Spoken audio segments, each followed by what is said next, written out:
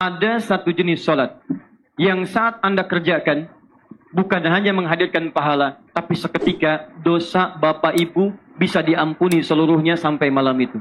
Bayangkan dosa-dosa yang Anda pernah kerjakan sampai malam itu. Dosa pada orang tua, dosa pada pasangan hidup, dosa kepada tetangga, dosa pada kerabat, dan seluruhnya. Begitu Anda kerjakan, seketika diampuni oleh Allah dosa-dosa Anda. Bagaimana mengerjakannya? Begitu selesai salam, jangan langsung bangkit dulu. Saat masuk bulan Sya'ban, saya agak sedikit cepat, Nabi sudah mengajarkan pada umatnya, baik secara langsung ataupun tidak langsung, untuk menyiapkan agenda-agenda Ramadan. Untuk menyiapkan amalan-amalan Ramadan. Awas, hati-hati. Hati-hati. Ini petunjuk penting dari Nabi. Saat sebelum tiba Ramadan, Nabi meminta bahkan pada umatnya untuk menyiapkan amalan-amalan Ramadan. Agenda-agenda Ramadan. Ini prinsip penting dari Nabi. Bahkan ada Quran khusus, ayat khusus yang diturunkan untuk kebiasaan seperti ini. Quran surah Al-Insyirah. Dari ayat kelimanya. Teruskan sampai dengan ayat terakhirnya. Di dua ujung ayat akhirnya, perhatikan kalimatnya. فَإِذَا فَرَغْتَ فَانْصَبْ وَإِلَى رَبِّكَ فَارْغَبْ فَإِذَا فَرَغْتَ فَانْصَبْ. Kalau Anda sudah tuntas mengerjakan pekerjaan yang ini, siapkan pekerjaan yang berikutnya. Anda akan masuk di waktu apa? Harinya hari apa? Orang Islam yang baik, kata Quran, sebelum masuk pada harinya, dia sudah siapkan dengan amalannya. Bahkan sholat pertama kita disebut sholat apa? Sholat pertama yang kita kerjakan disebut sholat apa? Subuh. Apa artinya subuh? Oh, ini yang jadi masalah nih. Masalah.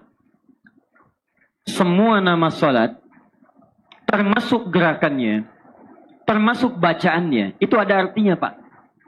Dari mulai takbir sampai dengan salam. Dan Nabi mengajarkan semua artinya, dari berdiri sampai salam. Dan hebatnya, kalau Anda benar mengerjakan itu, nanti ada 5 jaminan dalam Quran yang diberikan hanya pada orang sholat. Yang tidak sholat, tidak akan dapat itu. Lain waktu nanti kalau ada acara lagi, saya uraikan 5 turunan itu. Hebatnya, Abdurrahman bin Auf. Anda kenal Abdurrahman bin Auf? Kenal. Luar biasa. Cuma di Rembang ada yang kenal Abdurrahman bin Auf. Luar biasa. Belum ditulis sudah kelihatan. Sya'ban bulan ke-7. Abdurrahman bin Auf kenal. Cita-cita masuk surga. Abdurrahman bin Auf belajar pelajaran fikih sholat. Baru berdiri begini, berdiri. Diajarkan oleh Nabi, ini makna berdiri ini begini. Praktekkan oleh kamu. Beliau seorang pedagang, seorang pengusaha. Diajarkan makna berdiri oleh Nabi. Begitu diajarkan hijrah ke Madinah. Saat hijrah, hartanya semua dirampas. Dipraktekkan saat di Madinah, prinsip berdiri pengajaran dari Nabi. Ketika dipraktekkan 3 bulan di Madinah. Jadi orang paling kaya nomor 3 di Madinah. Ketika sampai setahun. Dari pelajaran berdiri dalam sholat. Jadi orang paling kaya nomor 1 di Madinah. Yang kapaknya saja terbuat dari emas. Anda bayangkan. Cuma pelajaran berdiri. Ternyata semua bacaan-bacaan sholat. Semua gerakan sholat. Dari awal sampai akhir. Itu bukan gerakan semata. Ada makna di dalamnya. Di lain waktu saya tunjukkan. Atau di akhir nanti. Saya berikan simulasi khusus. Kenapa takbirnya mesti begini. Kenapa sejajar dengan bahu. Kenapa ada yang di daun telinga. Kenapa tangan menutup yang kiri. Kenapa tempatnya menutup dada. Kenapa berdirinya tegak. Kenapa kakinya selebar bahu. Kenapa rukunya sejajar. Kenapa kalau sujud 7 bagian yang menempel. Itu ada maknanya semua. Dan para ulama menuliskan di buku-buku mereka. Nah, teman-teman sekalian, Bapak dan Ibu, saya kembalikan. Subuh, itu seakar dengan kata asbah. Asbah itu artinya sesuatu yang sudah siap dengan rencana. Wasubhi idza tanaffas. Kalau sudah tiba waktu subuh, kita itu harus sudah siap dengan pekerjaan berdasarkan nafas yang keluar dalam diri kita. Matahari keluar. Tumbuh-tumbuhan mengeluarkan oksigen. Semua beraktivitas. Kalau subuh tiba, kita mesti punya rencana. Apa yang mau kita kerjakan di hari itu. Jadi bedanya orang Islam dengan orang yang belum beriman. Begitu tiba waktu subuh, dia sudah punya rencana yang jelas. Apa yang mau ia kerjakan di hari itu. Jam 7 saya kerjakan apa. Jam 8 saya di mana. Zuhur saya sholat berjamaah di mana. Asar saya kerjakan apa? Maghrib saya salat di mana? Isya saya kumpul di mana? Semuanya terencana dengan baik. Orang yang tidak pernah punya rencana, minimal tidak akan teratur pekerjaan dan aktivitasnya. Silakan cek di kantor, ada rencana pekerjaan. Di sekolah ada kurikulum yang diatur. Kalau di sekolah saja punya kurikulum, kenapa hidup Anda yang panjang tidak punya kurikulumnya? Kalau di kantor ada tata pekerjaan, kenapa pekerjaan Anda di dunia tidak punya tataannya? Makanya salat pertama disebut dengan subuh, supaya kita diminta setiap hari siapkan rencana, siapkan rencana. Ramadan lebih besar. Orang yang tidak punya rencana di bulan Ramadan, maka kegiatan amalannya cenderung tidak teratur. Ingin tarawih, tarawih. Tidak ingin, tidak. Ingin tarawih, tarawih. Begitu final bolanya, Liverpool bisa bertemu dengan Madridnya, Masya Allah ditinggalkan tarawihnya. Saya tidak pernah nonton bola Pak, tidak ada kerjaan. Cuman saya tahu kemarin Liverpool menang 5-2 lawan Roma. Muhammad Salah 2 gol 2 assist. Saya tahu pelatihnya Jurgen Klopp. Ya, Jurgen Klopp sebelumnya di Borussia Dortmund. Saya tahu itu. Cuman saya nggak pernah nonton, nggak ada kerjaan. Nggak ada kerjaan. Ya, Madrid kemarin menang 2-1 lawan Munchen. Ya, Madrid dilatih oleh Zidane. Ya, Munchen kemudian dilatih oleh Heynckes. Heynckes itu sebelumnya pensiun dia dari Munchen, digantikan Ancelotti. Ancelotti pindah kemudian ke Chelsea, tidak berhasil dibalikin lagi ke Munchen, dipecat di Munchen, ganti lagi sama Heynckes. Saya hafal itu. Ya, saya hafal. Tapi saya nggak pernah nonton. Nggak ada kerjaan. Manchester City kemarin juara. Pep Guardiola pelatihnya. Pep Guardiola sebelumnya di Barcelona. Barcelona sebentar lagi jadi juara di liganya dia. Cuman dia dipukul kemarin oleh AS Roma. 3-0 dia kalah waktu di Roma. Saya hafal itu. Hafal. Arsene Wenger pensiun, saya tahu itu. Ya, saya tahu Arsene Wenger pensiun. Ya, akan bertemu MU sekarang beberapa dekat waktu lagi. Ya, dan MU kemarin menang 2-1. Akan menuju Piala Inggrisnya. Dan akan bertemu kemungkinan besar dengan Tottenham Hotspur. Saya tahu itu. Cuman saya nggak nonton. Ada kerjaan. Yang Anda ini bola hafal, tapi amalan Ramadan tidak hafal. Ini yang jadi masalah. Sampai Rossi kemarin kalah, saya tahu. Sebelumnya senggolan dia dengan Marquez. Marquez yang nyenggol. Rossi start dari 19, Marquez dari 18. Sekarang hubungannya tidak bagus waktu di Argentina kemarin. Kemudian kalah, Marquez nomor 1 lagi, Rossi nggak finish. Saya hafal itu. Cuman saya nggak nonton. Itu. Tidak ada kerjaan kita. Cuman kita baca, iya. Baca supaya menambah wawasan. Tapi kalau Anda kebanyakan baca yang demikian, lupa dengan ibadah itu yang salah. Jadwal bola tertata rapi. Jadwal puasa tidak ada jadwalnya. Bagaimana Anda bisa menunaikan puasa dengan baik? Karena itu sunnah yang kedua. Nabi mengajarkan sebelum masuk Ramadan, keluarkan kurikulum amal Ramadan. Apa saja yang dikerjakan siang dan malamnya. Maka disinilah ada 3 amalan. Ini kita turunkan. Ada 3 amalan yang diajarkan oleh Nabi untuk disiapkan oleh setiap orang beriman sebagai persiapan menuju bulan Ramadan. Saya agak cepat. Nanti Bapak Ibu setelah ini dibuat jadwal amalan dari Nabi ini. Kalau tidak percaya silakan. Ramadan tahun ini Bapak Ibu buat jadwalnya. Setelah itu kemudian tekuni amalannya. Maka saya pastikan dengan izin Allah Subhanahu wa taala, Ramadan tahun ini amalan kita akan lebih teratur dan beda dengan tahun-tahun sebelumnya. 1, tidak cukup dengan amin, kita lihat dulu. Amalan pertama, salat. Salat. Ayo lihat sini. Masih ingat tadi di Al-Baqarah ayat 3? Alladzina yu'minuna bil ghaib wa yuqimunas shalah. Saya tuliskan ya. Kalimat salatnya mesti ditulis seperti ini. Saya tuliskan.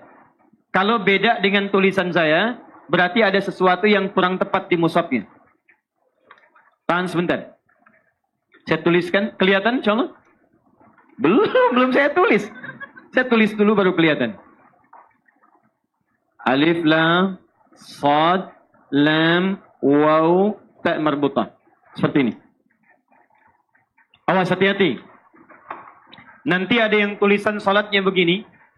Alif, lam, sad, lam, wawu. Di atasnya fathah tegak, tak marbutah. Ada yang kedua. Alif, lam, sad, lam, wawu. Alif, tak maftuhah. Seperti ini. Quran surah kedua Al-Baqarah ayat 238. Paling kanan sebelah atas. Hafidhu ala salawat. Tulisannya begini. Bukan begini, tapi begini. Nanti ada yang ketiga. Alif, lam, sad, lam, alif, ta. Seperti ini. Baik. Sudah? Kalau ditulis seperti ini, yang paling atas, alif, lam, sad, lam, alif, ta. Itu artinya satu kali sholat. Sekali saja. Setunggal. Itu ya? Ya. Kulo saged apa itu ya? Bisa bahasa Jawa sedikit-sedikit ya. Sedikit-sedikit. Baik. Niki pinten Bu? Ya, oh ya. Dan dikasih tahu saged kirang boten. Saged Mas. Nah, sudah itu udah nggak bisa bicara lagi tuh. Sampai situ aja. Baik. Yang kedua, saya turun ke bawah dulu yang ini.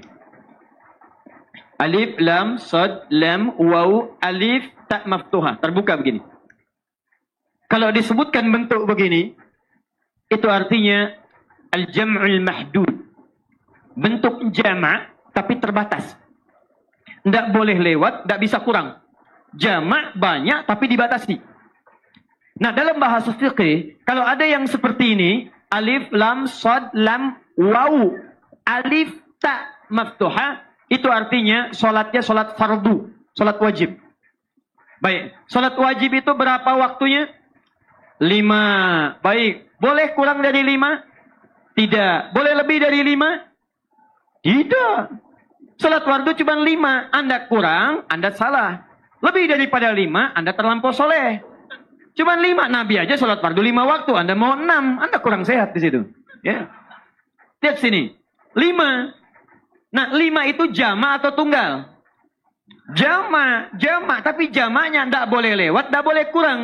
Yang tidak boleh kurang, tidak boleh lewat, itu disebut dengan jam'ul mahdud. Jama yang terbatas. Anda temukan kalimat seperti ini, itu maksudnya sholat fardu. Contoh, di Quran surah kedua Al-Baqarah ayat 238. Paling kanan sebelah atas.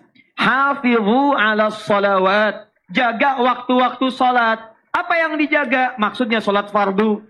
Jangan sampai tertinggal. Jangan sampai lewat. Jangan malas-malasan. Karena yang fardu ini hukumnya wajib. Dikerjakan dapat pahala, tertinggalkan, sengaja meninggalkan dapat dosa. Dikerjakan masuk surga, amalnya soleh. Ditinggalkan sengaja berpeluang neraka, amalnya salah. 5 waktu. Tapi kalau yang begini, alif, lam, sad, lam, waw, ada fathah tegak di atasnya, ada ta marbutah. Maka disebut dengan jama' ghairul mahdud. Bentuk jama' yang tidak ada batasnya. Melebihi sholat fardu. Bilangannya lebih daripada yang fardu. Yang fardu berapa rakaat tadi? 5. Kalau lebih daripada sholat fardu disebut sholat apa? Bukan. Bukan, jangan mengarang. Pelajaran mengarang cuma ada di bahasa Indonesia. Dalam ibadah tidak boleh. Ini pertama kali saya ceramah di Rembang ini. Kita buat perjanjian ya. Kalau tidak tahu, katakan wallahu a'lam. Nah, itu paling gampang. Malaikat ditanya wallahu a'lam. Quran surah 2 ayat 32. Sahabat ditanya Allah wa Rasuluhu a'lam. Anda malaikat bukan, sahabat bukan. Masya Allah, ngarang. Nih, sini. Lihat baik-baik. Salat yang di atas salat fardu disebut salat apa? Oh, tidak ada salat wallahu a'lam. Silakan cek di kitab fikih, tidak ada babu salat wallahu a'lam. Baik, yang ada babun nawafil, jama' dari kata nafilah. Yang lebih daripada salat fardu disebut dengan salat nafilah. Hukumnya disebut dengan sunnah. Maka dikenal dengan istilah salat sunnah. Di kitab fikih disebut dengan babun nawafil. Bab salat-salat nafilah disebut dengan salat sunnah. Lihat sini. Kalimat salat yang disebutkan bentuknya yang ini yang tengah. Saat masuk Ramadan, ternyata Nabi meminta kita bukan hanya memaksimalkan yang fardu, tapi yang ditekankan salatnya justru salat-salat yang sunnah. Silakan Anda cek. Hadis riwayat Al-Bukhari, Kitabus Siyam, nomor hadis 37. Haddatsana an Abi Hurairah radhiyallahu ta'ala anhu qala Rasulullah sallallahu alaihi wasallam, man qama Ramadana imanan wahtisaban ghufira lahu ma taqaddama min dhanbi. Kata sahabat Abu Hurairah radhiyallahu taala anhu. Abu Hurairah itu nama aslinya Abdus Syams. Abdus Syams tadinya Persia, Majusi. pindah ke Kristen. Begitu pindah Kristen tidak puas. Mendengar ada Nabi di Madinah, datang ke kota Nabi, Masya Allah. Begitu melihat Nabi pertama kali dengan senyumnya, lembut bicaranya, akhlaknya mulia, langsung mengikrarkan keislamannya di hadapan Nabi Sallallahu Alaihi Wasallam. Dirubah namanya kemudian dari Abdul Syams menjadi Abdurrahman. Awas, hati-hati. Ini petunjuk dari Nabi, orang Islam itu bukan hanya bagus ibadahnya, tapi akhlaknya mulia. Karena itu di antara nama Nabi disebut Muhammad. Bentuk superlatif dari kata Mahmud, mubalaghah. Orang yang mulia akhlaknya, 4 kali disebutkan di Quran. Quran surah 3 ayat 144, Quran surah 33 ayat ke-40, Quran surah 47 ayat kedua, dan Quran surah ke-48 ayat 29. Muhammad. Disebut dengan nama Muhammad, menunjukkan sikapnya yang mulia, akhlaknya yang baik. Kalau ditambah dengan ya, Muhammadi pengikutnya.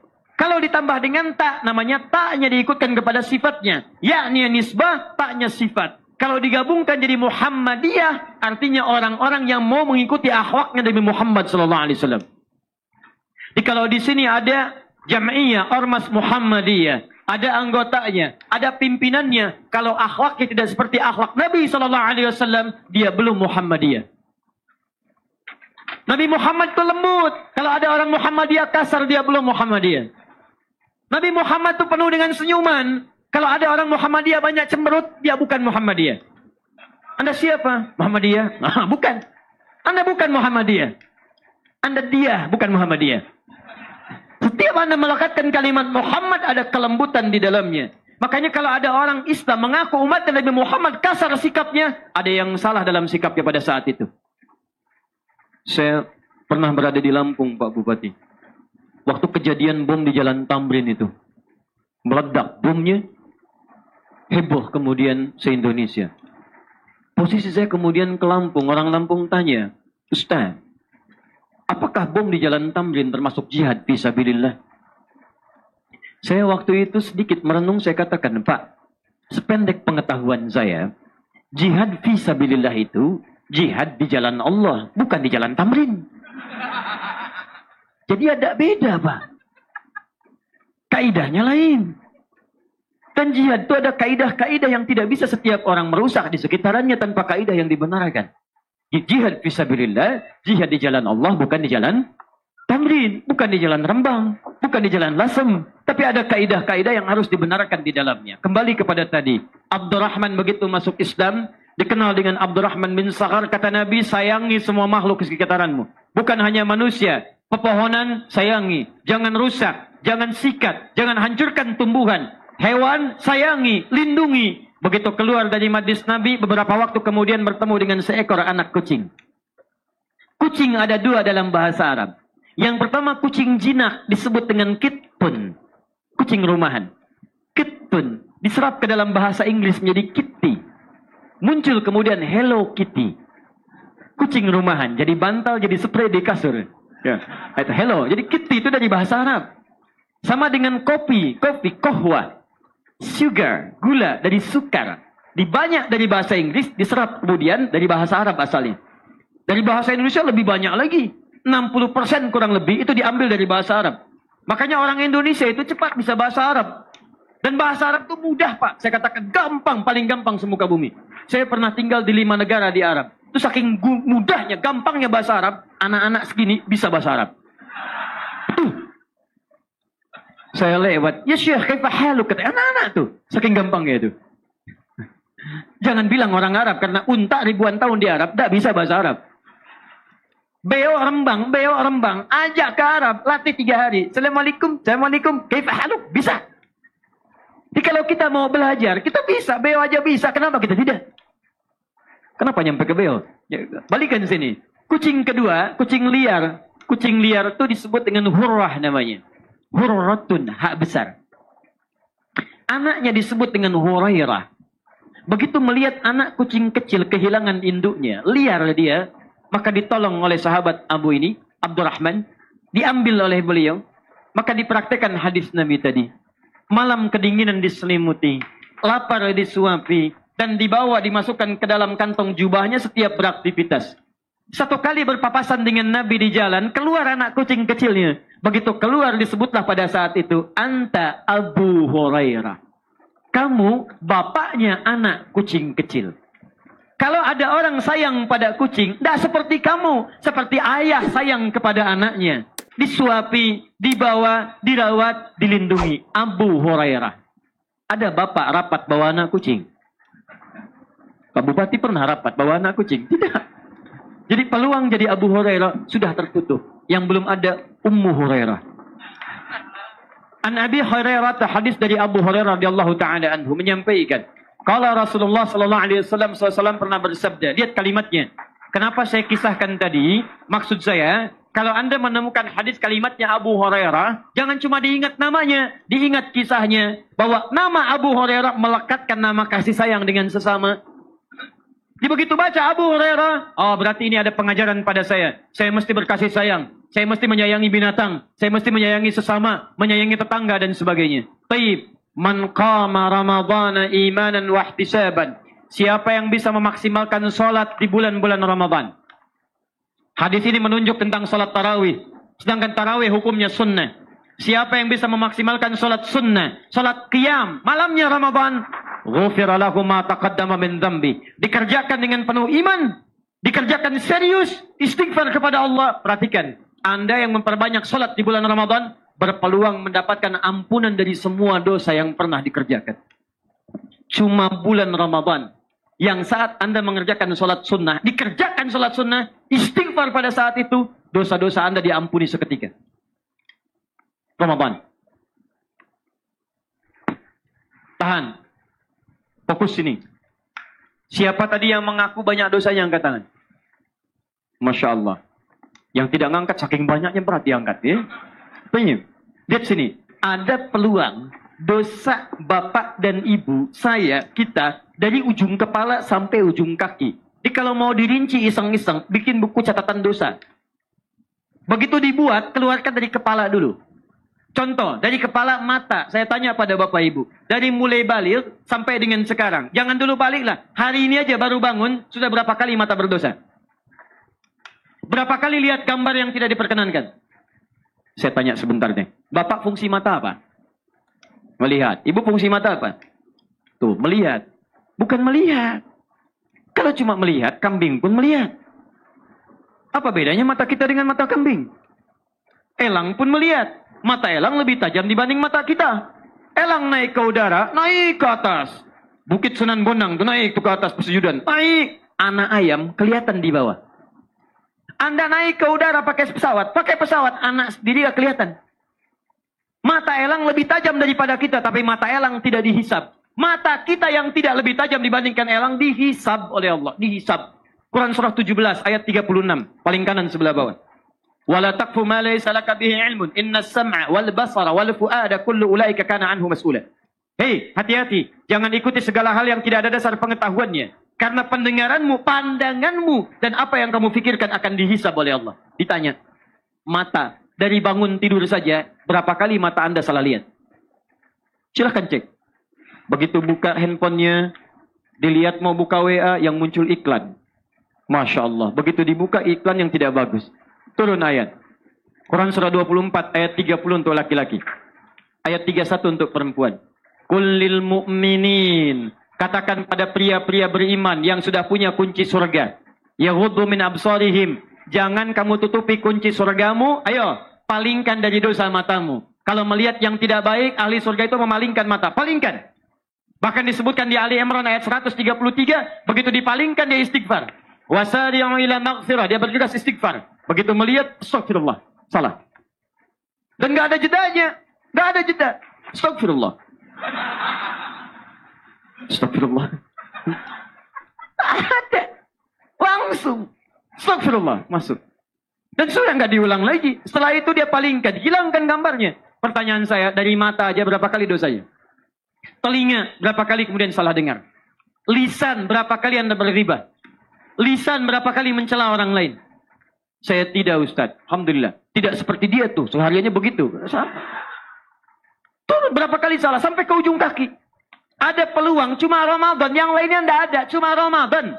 Ramadan Anda kerjakan sholat, begitu Anda kerjakan, Anda istighfar pada saat itu. Bermohon ampunan pada Allah. Lihat kalimat Nabi yang hadisnya sahih. Di Al-Bukhari nomor hadis 37 kitab Usyam. Kata Nabi, ghufira lahum maknya mausul, menunjuk pada semua. Ghufira lahum ma taqaddama min dzambi. Diampuni semua dosa-dosa yang pernah ia kerjakan sebelumnya. Karena itu, fokus sebelum masuk Ramadan, keluarkan semua jenis salat sunnah yang pernah diajarkan oleh Nabi SAW. Anda turunkan siang sampai malamnya. Misal, saya agak cepat ya. Ini saya masih ada waktu? Masih ada waktu. Baik, teruskan ya. Baik, belum jam 11.36, 250.000 lumayan. Lihat sini, fokus. Bismillah. Salat sunnah siang sampai malam. Saya agak baca cepat rumusnya. Misal, ada dua jenis yang harus dimaksimalkan. Satu rawatib. Rawatib. Jumlahnya 12 rakaat. Disebutkan di hadis riwayat At-Tirmidzi. Nomor hadis 414. Saya baca cepat. Man shalla itsnatai asyrata rak'atan. Siapa yang salat 12 rakaat. Fi yaumin wa lailatin. Di siang dan malamnya. Mengiringi waktu salat fardu siang malam. Arba'an qabla dhuhri. 4 rakaat sebelum zuhur. Di sebelum zuhur itu boleh ada salat 4 rakaat, Pak. Teknisnya bisa 4 langsung atau 2-2. 2 rakaat salam, 2 rakaat salam. Kemudian setelah itu rakataini ba'daha, 2 rakaat setelahnya. 6. Rakataini ba'dal maghrib, 2 rakaat setelah maghrib. 8. Rakataini ba'dal isya, 2 rakaat setelah isya. 10. Wa rakataini qabla al-fajri, 2 rakaat sebelum fajar, sebelum subuh. 12 rakaat pertama. Kalau Anda kerjakan ini, bukan hanya ada peluang kebaikan. Perhatikan sini. Bunya lahu bihinna baitun fil jannah. Yang konsisten mengerjakan 12 rakaat ini selama hidupnya, maka Allah akan buatkan baginya satu rumah di surga khusus. Siapa yang sudah punya rumah di surga boleh angkat tangan. Masya Allah. Baik. Kalau merasa belum punya rumahnya, bangun dari sekarang. Bahannya diberikan. Ayo, 2 rakaat sebelum subuh, 4 sebelum zuhur, 2 setelah zuhur, 2 ba'da maghrib, 2 ba'da isya. Kalau ingin tambahan lagi, silahkan. Maaf, sebelum asar, qoblal asar. Ada salat sunnah? Ada atau tidak? Yang bilang ada, angkat tangan. Yang tidak, angkat tangan. Ya, Wallahu a'lam. Tayyib. Sebelum asar ada 4 rakaat. Dalilnya di Abu Daud. Abu Daud itu nama aslinya Sulaiman. Dari Sijistan. Dikenal dengan Sulaiman As-Sijistani. Hafal 500.000 hadis. Dengan matannya, dengan sanadnya. Jadi hafal redaksi hadisnya, hafal orang-orang yang meriwayatkan sampai ke Nabi. Saking mudahnya hafalannya, disebutkan ini dhaif, ini maudhu', ini munkar, ini matruk, ringan. Kata Ibnu Qayyim Al-Jauziyah, kalau dulu ada Nabi Daud bisa melunakkan besi dengan tangannya, maka ini Abu Daud bisa melunakkan hadis dengan lisannya. Maka sejak saat itu dikenal dengan nama Abu Daud rahimahullah. Abu Daud, nomor hadis 1257. Rawinya dari sahabat Ibnu Umar radhiyallahu taala anhuma. Bunyi hadisnya, lihat kalimatnya. Qala Rasulullah sallallahu alaihi wasallam, rahimallahu imra'an shalla qabla al-'ashri arba'an. Allah akan menurunkan rahmat kepada seseorang yang mampu menunaikan salat 4 rakaat sebelum salat asar. Sebelum maghrib, ada salat sunnah? Berapa rakaat? 2 apa 4? Baik, yang bilang ada angkat tangan. Yang tidak. Yang tahu dalilnya angkat tangan. Saya berikan hadiah langsung.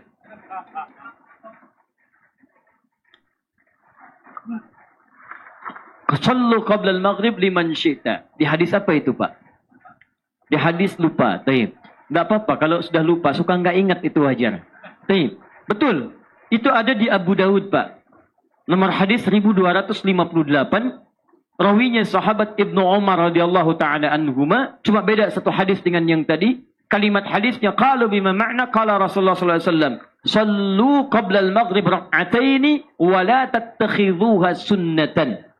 Silahkan salat 2 rakaat sebelum maghrib, tapi jangan dibiasakan. Lihat, wala tattakhidhuha sunnatan, tapi jangan dibiasakan.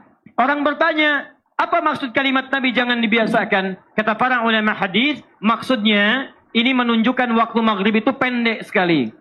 Kalau waktunya begitu pendek, bagus ya tidak perlu sholat sunnah. Dari mulai adzan sampai ke iqamat cepat dilangsungkan. Tapi kalau menemukan situasi yang orang belum datang, ada kegiatan tertentu seperti tawaf di Masjidil Haram. Begitu Anda adzan, orang masih tawaf, orang banyak tawaf, Anda sudah baca Quran, Anda sudah zikir, daripada mengerjakan perbuatan tidak karuan atau yang tidak bermanfaat. Ambil handphone, hadap ke Ka'bah, ceklik, menunggu masjid, menunggu salat maghrib di Masjidil Haram. Ria. Begitu ria batal amalan. Daripada demikian, kenapa tidak salat 2 rakaat? Itu yang dimaksudkan. Jadi kalau Anda ke masjid, datang sendiri, buka pintu sendiri, nyalakan lampu sendiri, azan sendiri, nunggu sendiri, belum ada orang yang datang. Salat. Ditunggu 5 menit belum datang, salat. 10 menit belum datang, salat. Sebelumnya doa. Tidak ada yang datang 20 menit, Anda qomat sendiri. Anda jadi imam sendiri. Jadi makmum sendiri. Matikan lagi lampu masjid sendiri. Keluar lagi sendiri. Pahalanya semua untuk Anda sendiri. Luar biasa. Subuh kebanyakan melakukan itu. 4.19 ada yang datang. Masya Allah. Nanti jam 9:14 azan lagi di masjid. Orang-orang banyak yang datang. Begitu banyak yang datang, mereka marah kepada Anda. Gila kamu, azan kok jam segini. Katakan pada mereka, kalian yang gila. Tadi subuh saya azan, gak pada datang. Sekarang saya azan, kenapa pada datang? Ayo balikan. Ini qabla al-maghrib. Qabla al-isya ada salat? Ada 2 rakaat. Ma bainal adzanaini rak'atan. Di antara 2 azan dengan iqamat boleh salat 2 rakaat. Jadi silahkan maksimalkan. Maaf, selama bulan Ramadan saya sarankan pada Anda, jangan cukupkan dengan yang fardu. Semua jenis sholat sunnah kerjakan buru, karena pahalanya beda dengan hari biasa. Saya berikan rahasia ya. Ini di antara kita saja. Serius. Di sini. Buka kitab Siyam. Karya Imam Al-Bukhari. Nomor hadis yang pertama, paling kiri sebelah atas. Itu disebutkan pahala amalan di bulan Ramadan itu beda dengan hari biasa. Yatruku ta'amahu wa syarabahu wa syahwatahu min adli. As-siyamu li wa ana ajzi bihi. Orang puasa meninggalkan makan, tinggalkan minum, tinggalkan syahwat hanya untukku. Maka aku berikan pahala khusus. Aku yang langsung berikan pahalanya. Tidak ada ukuran yang sama dengan hari biasa. Wal hasanatu bi asyri amthaliha. Dan pahalanya paling minimal itu 1 kebaikan 10 kali lipat dari hari biasa. Saya ambil contoh begini. Bapak sholat sekarang zuhur. Begitu sholat itu pahalanya 10. Dalilnya Quran surah ke-11 ayat ke-114.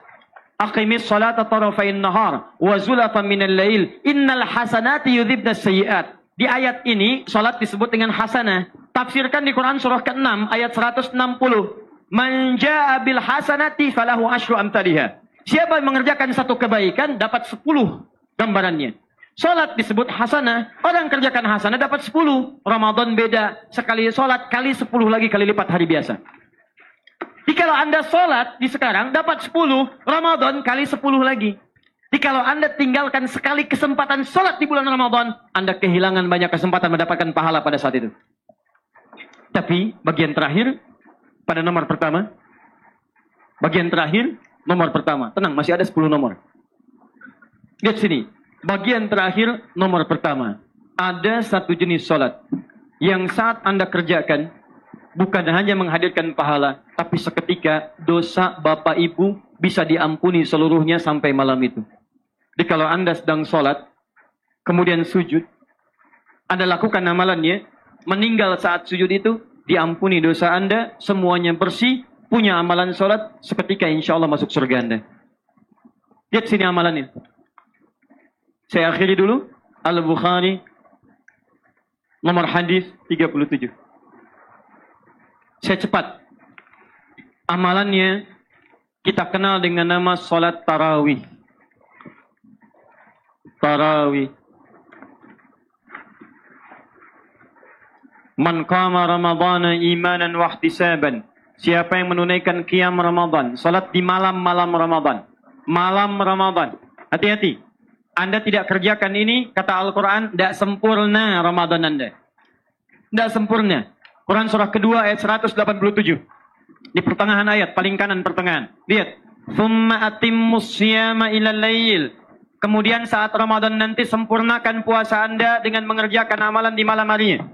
Di antara tafsirnya. Ada beberapa tafsir dari kalimat ini, di antara maknanya, kerjakan amalan malamnya. Karena itu kalau ada orang puasa, malamnya tidak tarawih, sah puasanya. Cuma pahalanya tidak sempurna.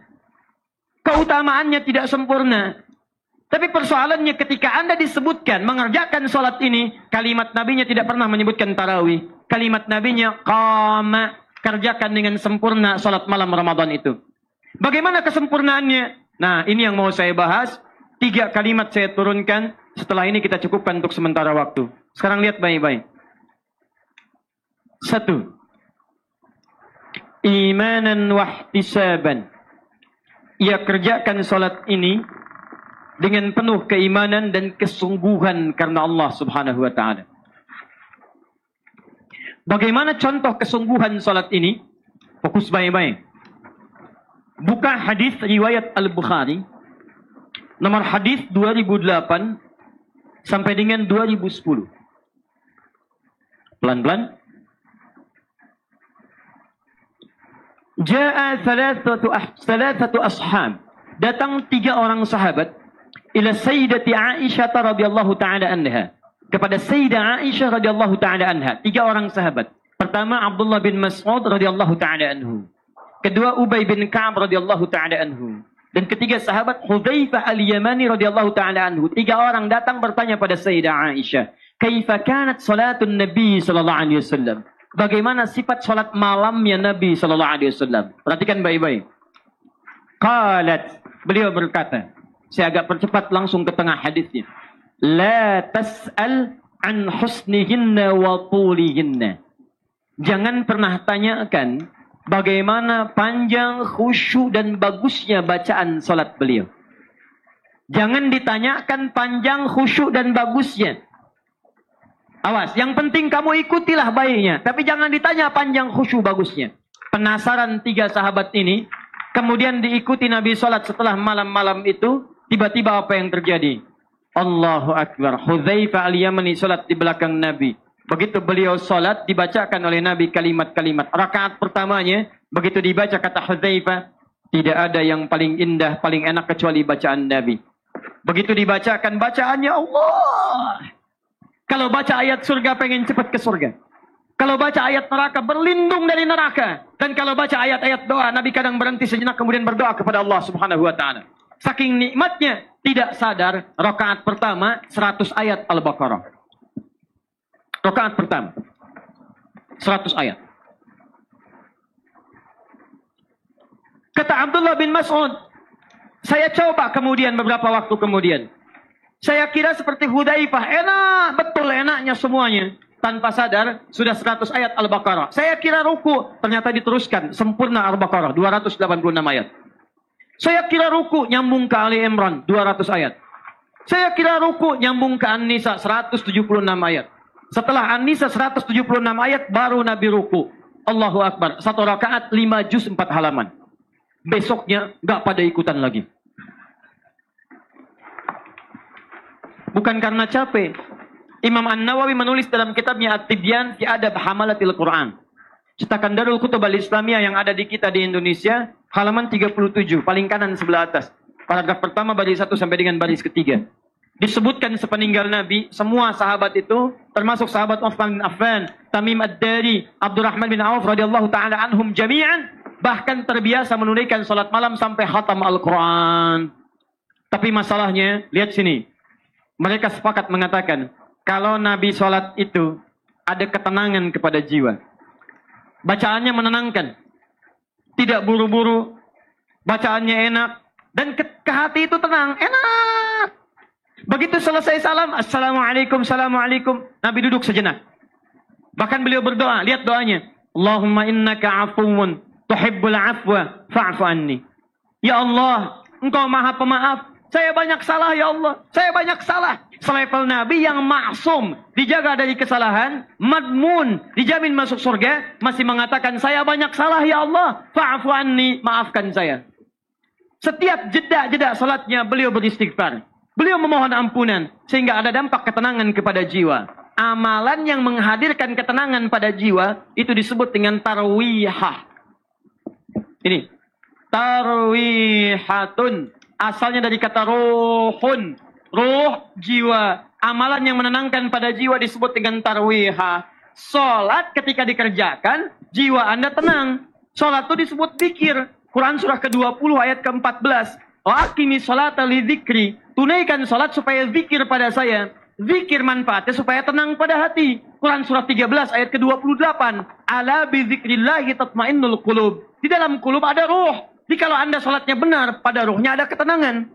Salah kalau ada orang pasca salat semakin tidak tenang. Salah, karena setiap tempat sholat saja, sebelum sholatnya, itu tempatnya sudah tenang, Pak. Nggak percaya silahkan. Anda kalau ke masjid, itu masuk masjid, lebih tenang dibandingkan dengan masuk rumah kadang-kadang. Cek kalau tidak percaya. Setelah ini, masuk masjid, begitu dibuka pintu masjid, masuk, suasananya beda. Tenang. Sholat, makin tenang. Nyender dikit di tembok, ada kipas angin. Saking tenangnya, plak tidur. Masuk rumah, beda. Begitu dibuka, kadang masalah. Lihat istri, tambah masalah. Misalnya, misal. Ini roh. Sesuatu yang dikerjakan karena ketenangan disebut tarwihah. Sekali salat. 2 kali salat, 3 kali salat, 4 kali salat, 11 kali salat, 23 rakaat salat. Teman-teman sekalian, dijamakkan bentuknya. Dari tarwihah menjadi tarawih. Di asal kata tarawih itu bukan nama salatnya. Tarawih itu sifat salatnya. Jadi kalau Anda sholat tarawih di malam Ramadan, kenapa disebut tarawih? Kata para ulama, tunaikan dengan tenang. Jangan buru-buru. Bacakan ayatnya dengan nyaman. Sehingga ada ketenangan pada jiwa. Amin. Nah, itu bukan tarawih. Allahu Akbar, Allahu Akbar, Allahu Akbar, Allahu Akbar. Yang 11 rakaat, hampir 1 jam. Kok bisa yang 23 rakaat 7 menit? Dari mana Pak? Tarawih. Nah, itu bukan tarawih namanya. Karena tarawih itu ketika dibacakan ada ketenangan. Anda boleh baca cepat, boleh. Tapi cepat itu diukur dalam ilmu qiraat dengan nama hadar namanya. Ada 3 jenis bacaan. Hadar, bacaan cepat. Menjadikan setiap mad yang 6 rakaat, 5 rakaat, 5 harakat, 6 harakat, 4 harakat kepada 2 harakat saja. Bismillahirrahmanirrahim. Alhamdulillahi rabbil alamin. Ar-Rahmanir Rahim. Maliki yaumiddin. 2 harakat. Mad arid lisukun. Walladzina yu'minuna bima unzila ilaika wa ma unzila min qablik. Hadar. 2 harakat. Anda jadikan 4. 2 detik. Alhamdulillahi rabbil alamin. Ar-Rahmanir Rahim. Maliki yaumiddin. 2. Ada yang tual. 6 harakat paling panjang. Bismillahirrahmanirrahim. Alhamdulillahi rabbil alamin. 6 harakat. Boleh. Kalau Anda ingin cepat, jadikan oleh Anda kepada 2 harakat, 2 harakat. Namanya hadar. Tapi tidak merubah hukum tajwid. Sah hukumnya. Nabi 5 juz 4 halaman. Anda silahkan boleh. 5 ayat, boleh. 4 halaman, sah. Yang kurang adalah, walaupun panjang, jangan dirubah. Jangan dirubah, hati-hati. Panjang bagus, cepat bagus, banyakin ayatnya. Jangan sampai madnya panjang, tapi ayatnya sedikit. Waladhdallin. Amin. Masya Allah. Nun. Allahu Akbar. Itu yang repot. Saya pernah ada di Garut tahun 97. Ini serius, saya ngalami sendiri. Datang masuk pesantren, yang imami kakak kelas tingkat paling atas. Sudah menjelang kelulusan, ada tuntutan hafalan. Ramadan pertama, bayangkan Pak. Di belakang imam, bacanya 6 harakat qiraat tiwal. Bismillahirrahmanirrahim. Alhamdulillahi rabbil alamin. Sudah waladhdallin selesai, panjang semua. Yasin.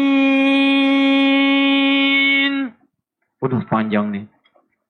Pertama, santi pertama baru datang bacaan Yasin. Allahu Akbar. Wah, luar biasa. Alhamdulillah. Baik, tarawih. Jadi tidak mulang sekarang, Ramadan tahun ini mesti beda dengan sebelumnya. Jadi kalau kemarin kita kurang nyaman, cuma sholat, sekarang ayo kita perbaiki. Sholat yang enak, cari imam yang bagus, hati kita nyaman, akan terasa perbedaannya, akan lain Pak. Dan percaya silahkan, enak kita sholatnya nyaman. Terakhir, setelah Anda kerjakan itu, ingat, ada peluang diampuni dosa pada saat itu. Bagaimana mengerjakannya? Begitu selesai salam, jangan langsung bangkit dulu. Duduk dulu sebentar, berdoa kepada Allah. Kadang-kadang dulu karena belum pada tahu, ulama kita suka pimpin mengingatkan. Ayo dipimpin, Allahumma innaka afuwun, Allahumma innaka afuwun, tuhibbul afwa fa'fu anna, tuhibbul afwa fa'fu anna. Kalau sudah hafal, silahkan masing-masing, tidak ada masalah. Minta pada Allah. Dulu ulama kita bimbing supaya kita terbiasa. Kalau sudah terbiasa, tidak ada masalah, silahkan masing-masing. Yang penting Anda minta.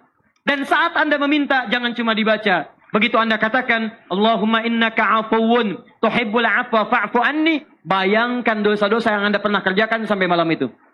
Dosa pada orang tua, dosa pada pasangan hidup, dosa kepada tetangga, dosa pada kerabat, dan seluruhnya. Begitu Anda kerjakan, seketika diampuni oleh Allah dosa-dosa Anda insya Allah. Saya mau tanya, mana yang benar? 11 rakaat atau 23 rakaat? Yang 11 angkat tangan. Yang 23? Yang benar semua? Oh, Masya Allah. Baik, lihat sini. Semuanya ada dalilnya. Yang 11 ada dalilnya. Di Al-Bukhari nomor hadis 2008 sampai 2010 itu 11. Formasinya 443. Yang formasinya 222 ujung 1 atau 3 ada di Abu Daud nomor hadis 1369. Dari Ibnu Abbas radhiyallahu taala anhuma. Yang 23 ada hadisnya dari sahabat Umar bin Khattab radhiyallahu taala anhu. Dari mana Umar menyimpulkan 23? Dari pendalaman hadis riwayat Muslim nomor hadis 749. Karena dulu Nabi itu 11 rakaat itu, 1 rakaatnya 100 ayat. Paling sedikit. Tapi sepeninggal Nabi, orang tidak pada kuat. Kalau nggak percaya, cek di Masjid Agung Lasem tuh. Sholat, rakaat pertama 100 ayat. Begitu nengok, bubar makmum. Nggak ada yang berdiri. Makanya di zaman Umar melihat, nih orang sudah nggak kebanyakan berdiri nih, nggak kuat nih. Beda dengan masa-masa lalu. Maka oleh Umar, yang 100 ayat dibagi 2. 50-50.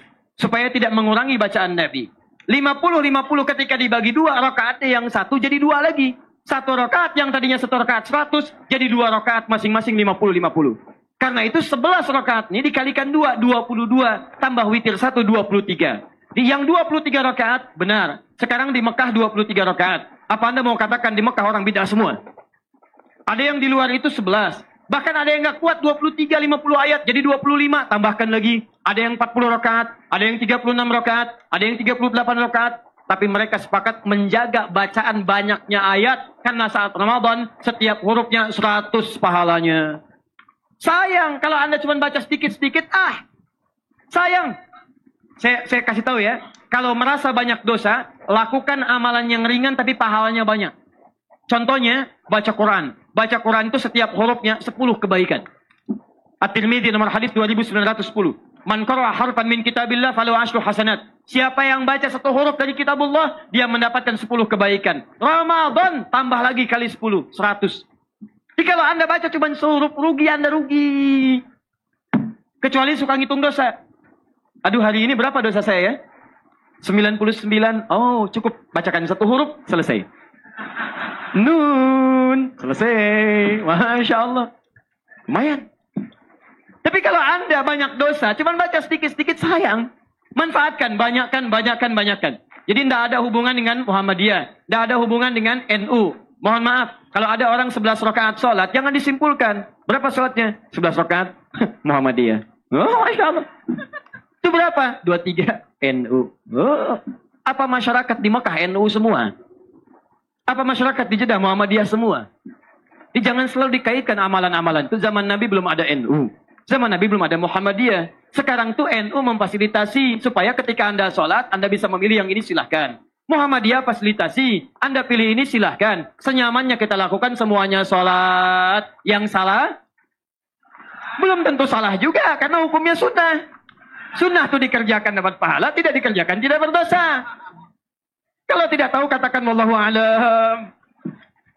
Begitu. Cuma tidak sempurna. Di jangan segala sesuatu dikaitkan dengan ormas. Tak, kita saatnya bersaudara. Kirim sinyal dari Rembang. Rembang bangkit. Yang bangkit bukan cuma Rembangnya. Umatnya bangkit. Persaudaraannya bangkit. Toleransinya bangkit. Kasih sayangnya bangkit. Kalau Serembang semuanya bangkit, maka tunjukkan pada dunia. Itu.